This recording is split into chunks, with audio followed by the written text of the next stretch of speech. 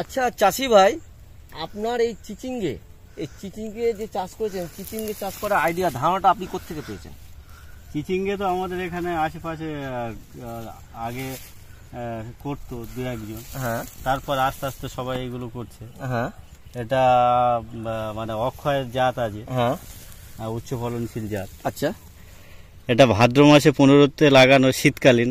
আচ্ছা, শীতকালীন। এটা আপনার কতদিন অবধি চিচিঙ্গাটা উঠবে?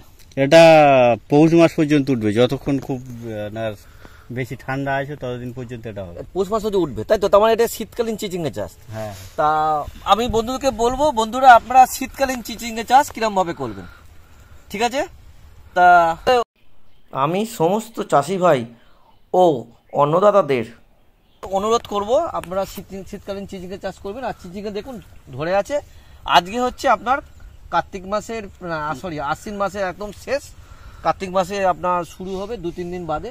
সেই অবস্থায় আমাদের এই ভিডিওটা করা। আমি Samir the plant protector Samir বলছি, আর আমার সাথে আছে ইন্দ্রজিৎ সর্দার। উনি, আপনার গ্রামের নাম বলুন। দক্ষিণ দুর্গাপুর। আচ্ছা, দক্ষিণ দুর্গাপুর, ফুলতলি জেলা 24 পরগনা। আচ্ছা, উনি এই চাষটা করেছেন। ওনার চাষের খুব সুন্দর একটা আইডিয়া। এই নিচে দেখছেন পুকুর রয়েছে, আর পুকুর পাড়ে উনি চিচিঙ্গা লাগিয়েছেন। তার উপরে এরকম দেখুন ভাড়া মাচা করে দিয়েছেন।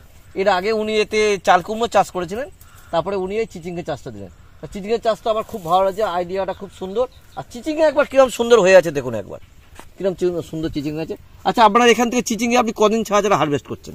এটা একদিন ছাড়া ছাড়া এখান থেকে তোলা হয়। তো কতখানি করে উঠছে এখান থেকে? হ্যাঁ, 1 কুইন্টাল করে। 1 কুইন্টাল করে। দেখুন বন্ধুরা, প্রায় পুরোটাই এই চিচিঙ্গা রয়েছে। আর চিচিঙ্গা জাতটা উনি বলেছেন হাইব্রিড অক্ষয় জাত লাগিয়েছিলেন।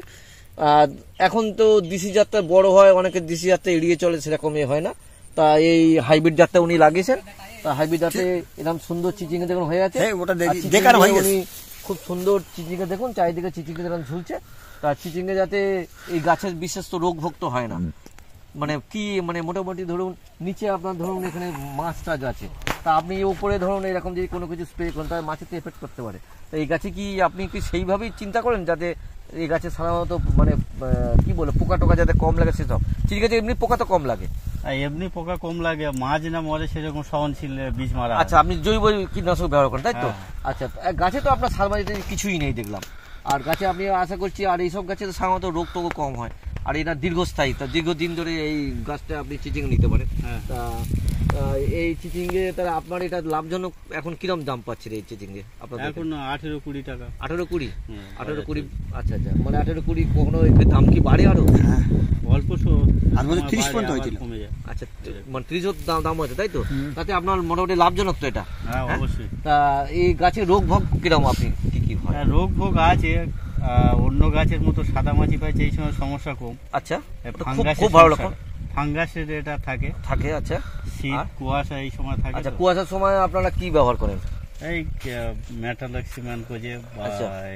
আচ্ছা, কুয়াশার জন্য আপনাকে আমি বলবো আপনি M45 যেটা বলে ডাইথেন, সেটা ব্যবহার করতে পারেন। M75 সেটাও আপনার ম্যানকোজেব আছে, সেটাও ব্যবহার করতে পারেন। তাহলে আপনার কুয়াশার সমস্যা, কুয়াশা কি চিচিঙ্গাতে এফেক্ট করে? অবশ্যই, তাই তো? আচ্ছা, উচ্ছেতেও এফেক্ট করে, পটলেও করে যেহেতু, তাহলে আপনি যেটা ব্যবহার করতে পারেন। আর চিচিঙ্গা আপনার খুব সুন্দর হয়েছে, আর আপনি আশা করছি খুব সাকসেস হবেন। আমি ইন্দ্রজিৎ সর্দারকে আমি ধন্যবাদ দিচ্ছি। বন্ধুরা, আপনারা এইভাবে চাষ করবেন। আর চিচিঙ্গা চাষ আপনাদের এই শর্টকাট যাকে বলে, শর্ট ভিডিও যাকে বলে, একটা ডকুমেন্টারি ভিডিও আপনাদের দিলাম। আপনারা এইভাবে চাষে আপনারা সাকসেস হবেন। আশা করছি আপনারা সকলে চিচিঙ্গা চাষে উৎসাহিত হবেন। আর চিচিঙ্গা চাষ ভালো চাষ, পুরনো চাষ, এইভাবে আপনারা চিচিঙ্গা চাষ করবেন। সবাইকে ধন্যবাদ, নমস্কার। এলো অন্নদাতারা, আপনারা ভালো থাকবেন।